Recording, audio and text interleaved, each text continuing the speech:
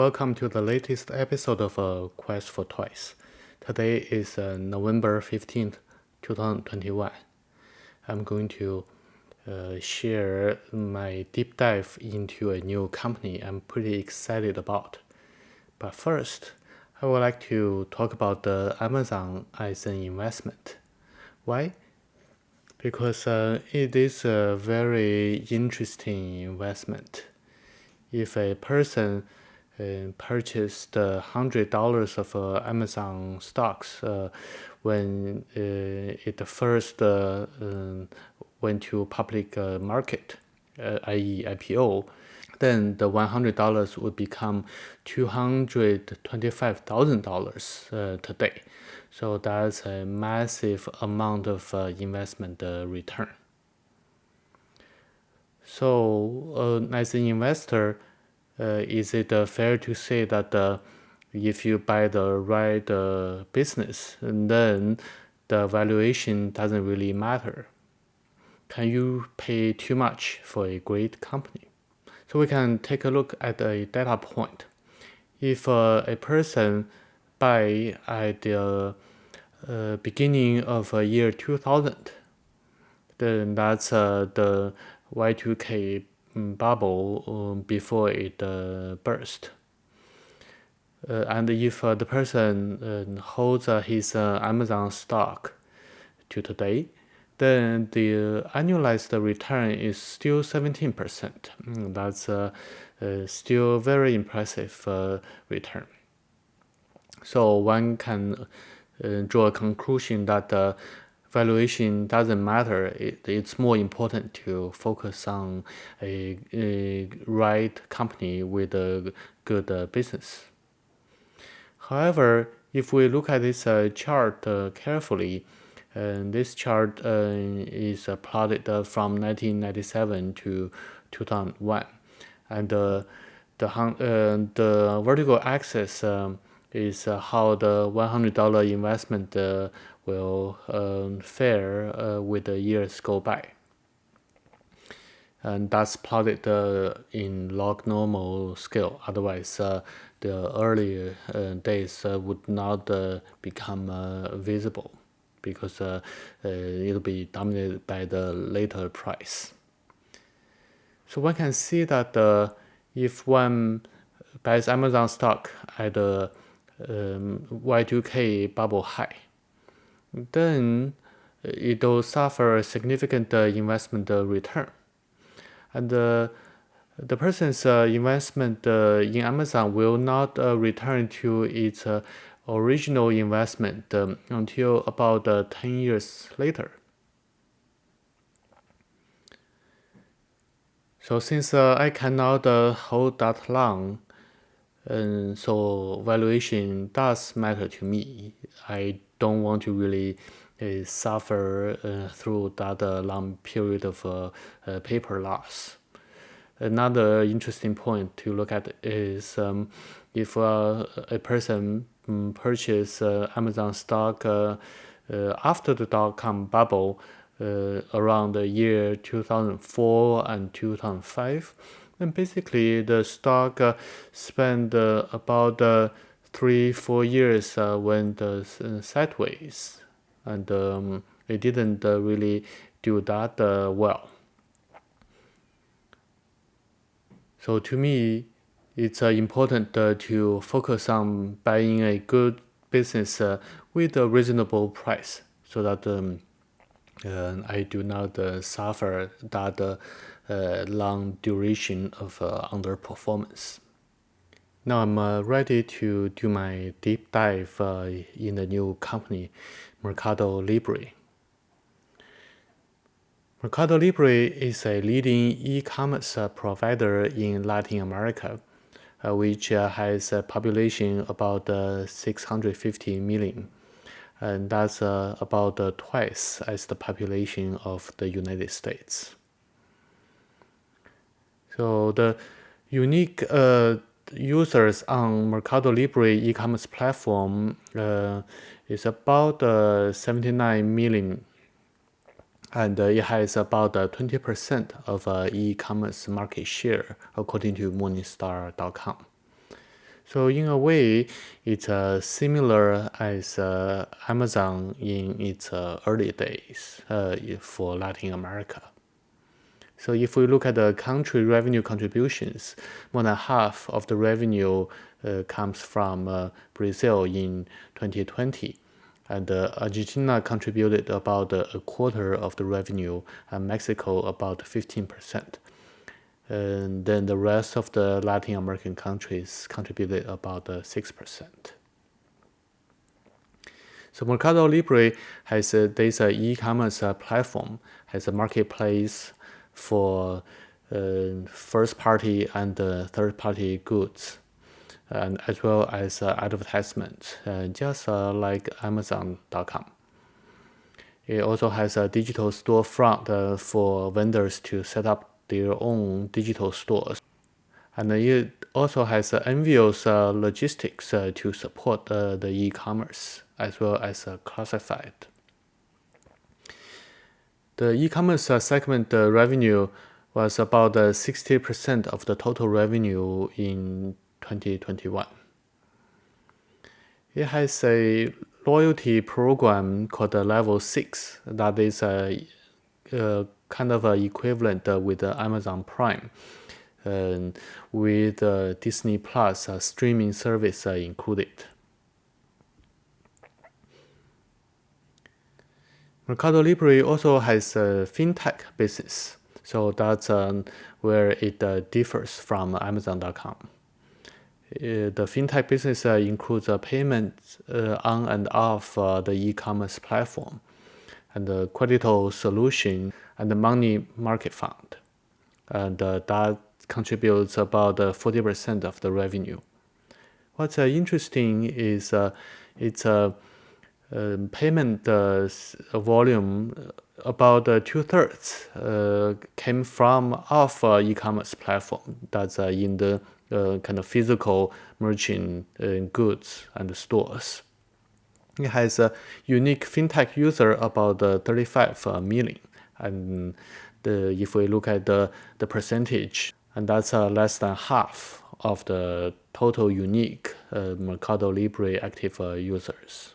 The top graph shows a very impressive revenue growth in the last 7-8 years.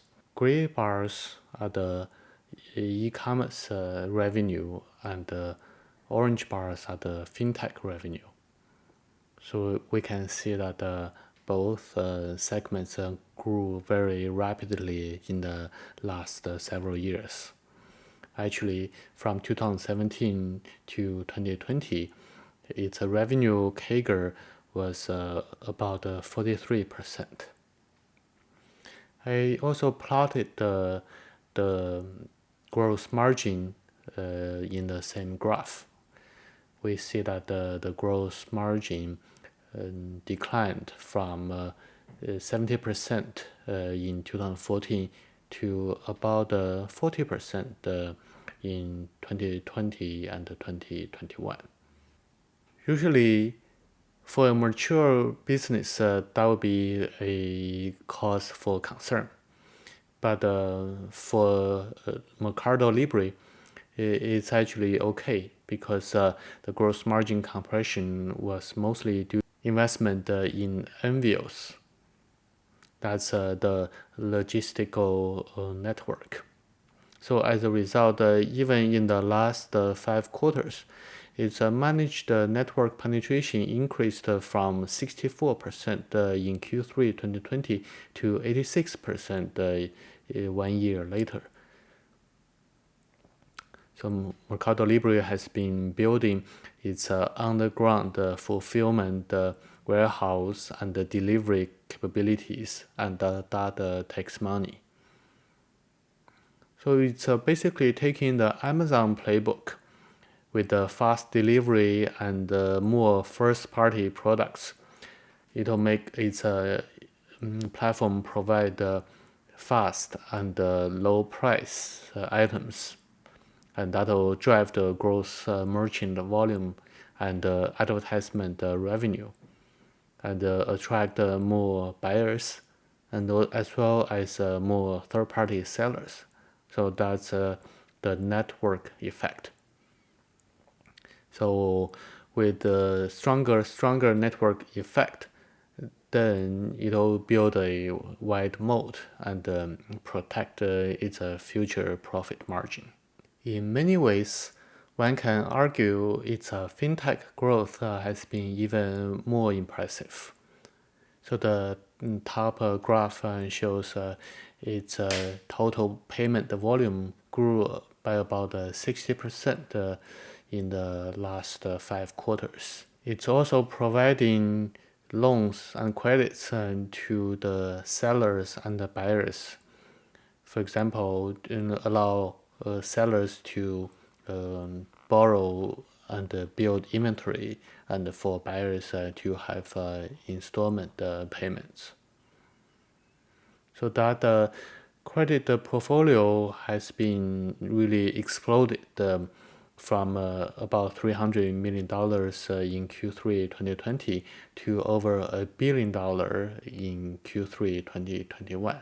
The financial opportunity is vast in emerging economies because with the economy and the GDP growth, more and more people will start to consume financial products, including credit cards and personal loans. So because of they are currently underserved or unserved, then it's much easier for Mercado Libre to grab market share compared to a more mature economy like United States. A good analog is Ant Financial in China that used to be part of Alibaba, which is also a leading e-commerce platform in China. So in 2020, Ant Financial disclosed it had about almost 600 million users, and the company was worth about 300 billion US dollars. Of course, the fintech part of Mercado Libre is still small, but Ant Financial serves as a landmark, a lighthouse, as its potential in the future. This graph shows the revenue versus marketing and selling expenses by Mercado Libre in the last 8 years. The revenue is on the left, and the marketing and selling expenses, the axis is on the right. We can see that in general, the marketing and the selling expenses have been growing up together with the revenue. The main exception was in 2020, the marketing and the selling expense was mostly flat, while the revenue had a big jump. That's because of the pandemic, and the physical world was shut down, and the users try to buy things online. So Mercado Libre did not have to spend a lot of money to find new users. Now with Latin America reopens, the marketing and selling expenses in 2021 has been going up. So marketing and selling expenses were used to build brand awareness and acquire new users. So in my opinion, those are really investment for future revenue growth. And obviously, Mercado Libre has been doing things right to experience the high revenue growth in the last 7-8 years. So if we look at the marketing and the selling expenses as an investment, then we can calculate the return on invested capital before tax. That's about 13% in 2019 and 2020. So that's a very good investment return. That shows me that despite the large amount of expenditure on the logistics network, then Mercado Libre is still getting very strong return on its investment, including the investment in the marketing and the selling. So let me summarize the investment thesis. Mercado Libre is a very fast growth company with a wide moat and a fair valuation.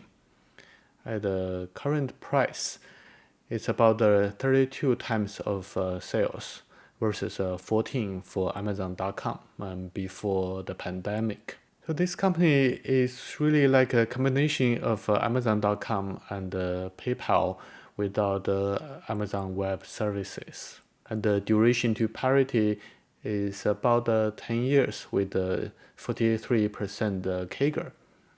That sounds high. However, if we think of a price over sales of 14 as a fair valuation for Amazon.com before the pandemic, then it will only take 2.5 years for Mercado Libre to reach that level at the current growth rate. Its wide moat comes from a network effect and a high switching cost because of its strong logistic network for the third-party sellers. So it's the leading e-commerce provider in Latin America, and it's leaving its competitors far behind. So what are the threats and opportunities? I would say the biggest threat is political, because generally speaking, Latin America countries have weak democracies and the labor unions and guns and drug cartels. So it's hard for an investor to have a strong confidence that the investors' capital will be respected during the political turmoils. I don't think there is anything one can do about that if an investor is going to invest. So that's just something to keep in mind. In terms of opportunities, I see an economic opportunity with the commodity may enter a new decade-long super cycle similar as the one in the 2000s. And also there are several secular trends in the favor of Mercado Libre. One is increased internet penetration due to the GDP growth and the technology advancement. For example, the mobile phones may become less and less expensive, so that people may get online through mobile internet and bypassing the Ethernet and computers, which is expensive to a developing country. Another secular trend is the general shift for the e-commerce to go online. The e-commerce will have more uptake because of the convenience and also because of the GDP growth with just naturally more commerce, and e-commerce are taking larger share of the commerce.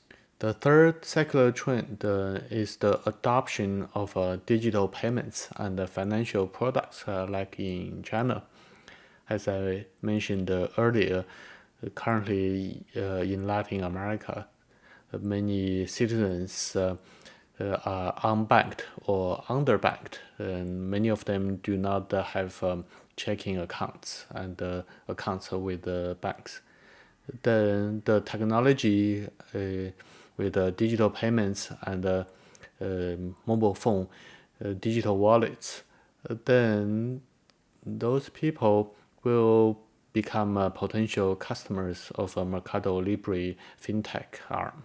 Lastly, I see the population growth as a secular trend because that will create more users.